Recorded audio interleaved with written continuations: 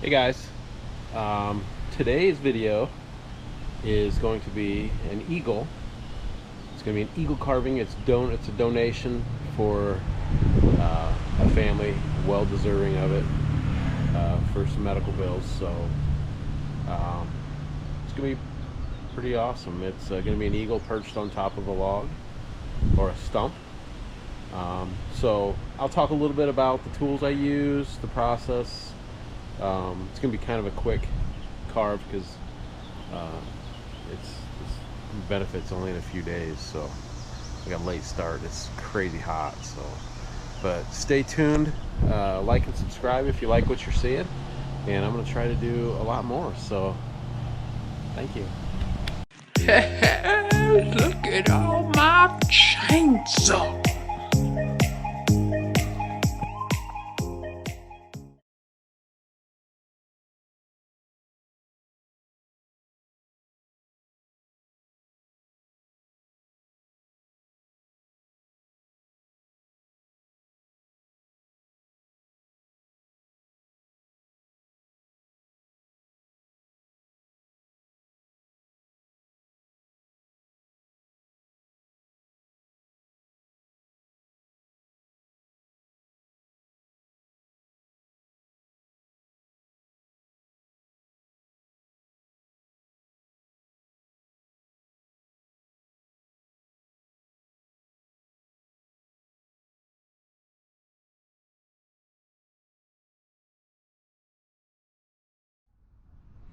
All right, battery's about to go dead, but very rough.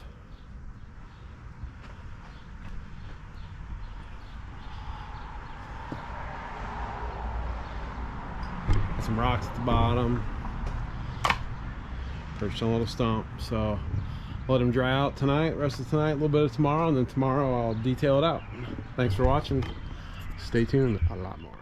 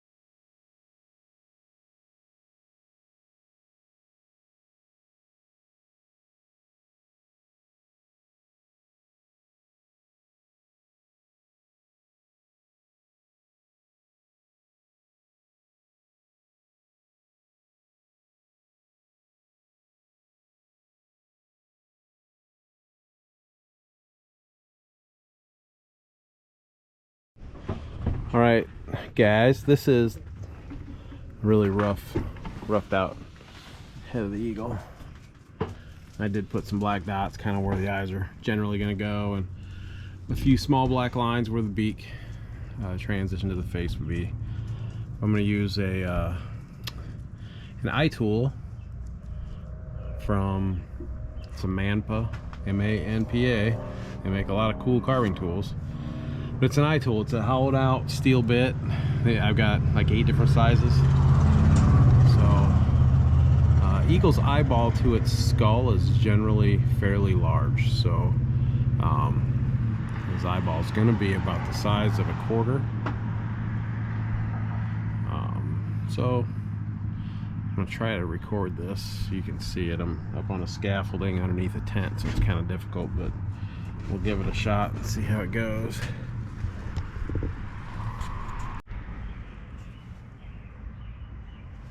Alright, this is yet another one of my tools I use. This is that eye tool. Let's focus in on it. This bad mamma jamma, basically,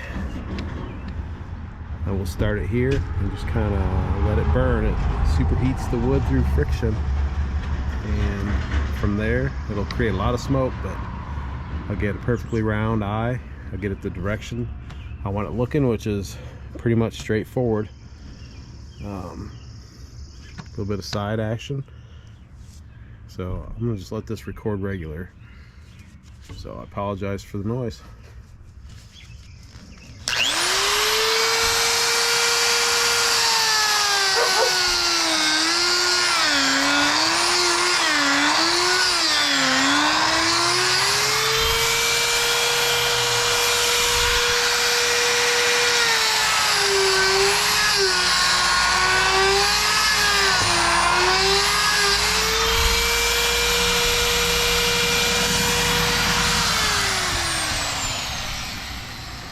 All right, I don't know if you can see that, but that is perfectly round. Burn in, and I will follow up the edges with my chisels, my Dremel, but that is my eye set and pretty much looking forward. If you can see, it's pretty much looking forward. So I'm gonna do the other one. You won't be able to see this one. It's on the back side of this. It's kind of messed up scaffolding platform, but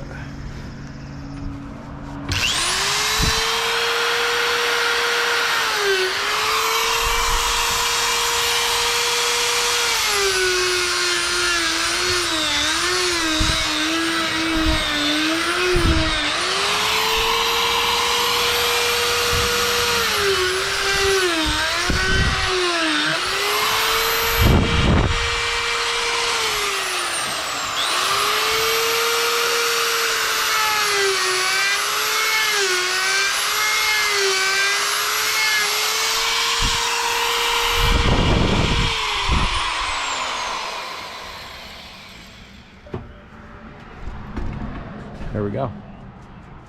2 eyes. Now I'll do the Dremel work for the rest of the face and we'll be done with this.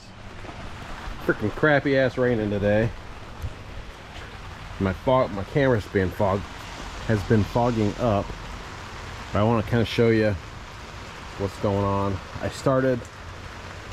So I went over the entire log with, excuse my garage, it's a mess because everything's raining. I get everything crammed in here, but I went over the entire log with my propane torch, and that basically what that does, that burns the little shaggy carving pieces off that are still stuck to the log.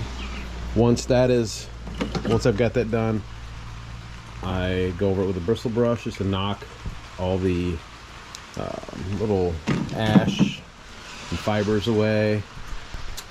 I do use a Sando Flex, and I buy these sanding strips at Harbor Freight. They're like 40 or 50 grit. I make my own sanding refills, and I'll do a video on how I do that. So because these are kind of pricey to buy, and this is really simple to make your own. So the 40 grit works really well. It sands off really fast. And generally I just went over everything. Sanding pad, got the eagle head finished up, a little bit of white on. I'm gonna get that with some better paint. So basically what I do, I use my rattle cans, spray paint, I go over and just kind of block everything, just get close without trying to get a lot of overspray. You can see I got a lot of wood that's still bare wood. I don't want to get overspray into this area, so what I'll do is I spray the paint out of the spray can into like a plastic cup or a Ziploc bag. I'll cut the end of the bag off and I'll load that paint into my airbrush, and I can get up really tight without getting overspray everywhere.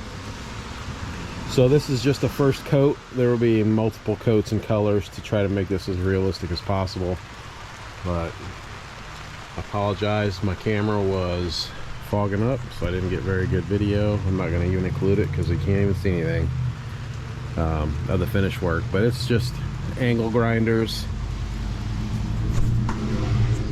Use an angle grinder with a 40 grit flap sander, and then this attached to my drill. It's a 6-inch sanding pad to smooth out the tops of the feathers. I do have this finger sander. I use this thing, is freaking amazing. It's expensive, but it is worth the money. This is for getting into tight spaces. You can cut shapes into wood. It's awesome. And I also use this little die grinder by Milwaukee, and a little sanding disc. So a lot of different tools I use.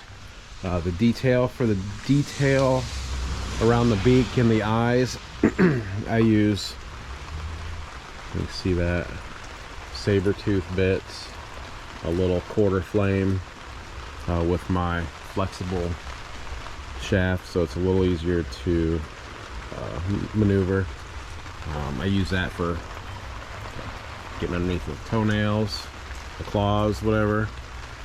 So I'll do a video of all my tools, how I use them, and that'll be coming up on other videos that I'm gonna have. So again, I apologize for the garage being a total shit box, but it's freaking raining today. It's nasty out, it's humid, kind of cold, and it's fogging up everything. My glasses are even starting to fog up. So all right, see, I got the rocks a little finished up here, a little sloppy my bark, but I'll fix that up.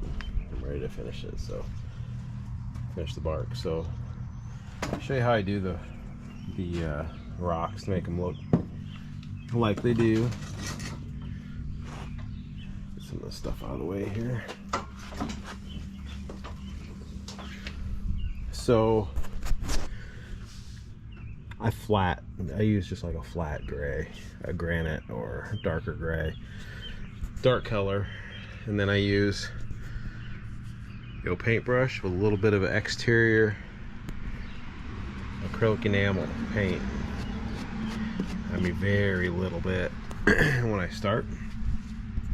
So I can do this while I'm painting here. Just it's like a light dry brush technique. Go over it real lightly. You can see the highlights starting to pop.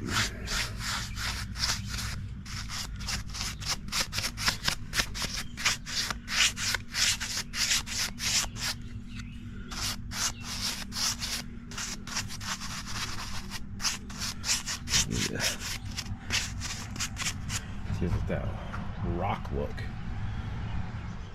All right, without the canopy over it, without any other paint on the head, it's just white. Get ready to get the airbrush out and hit some of the shadow areas. Paint the feet. Probably have to wait on the head tomorrow because that's pretty wet still, but there it is. I didn't show painting this because it's just rattle cans, spraying, blocking in the main sections, the big areas, and then hitting it, the rest of it, with dry brush like I just showed you in the last little clip. So I didn't want to waste a bunch of time showing you how I did that, but there it is.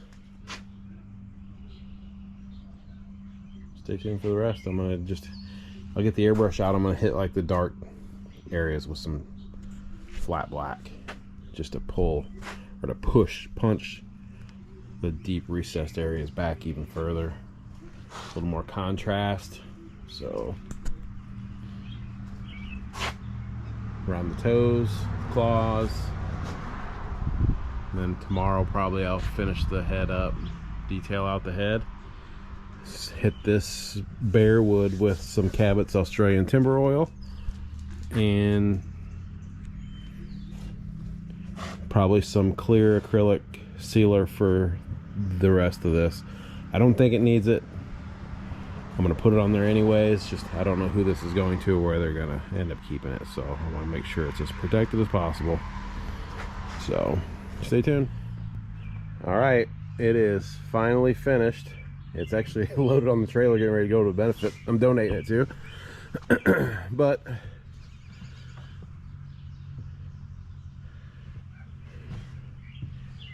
it's all done. The rock work, all the shadowing.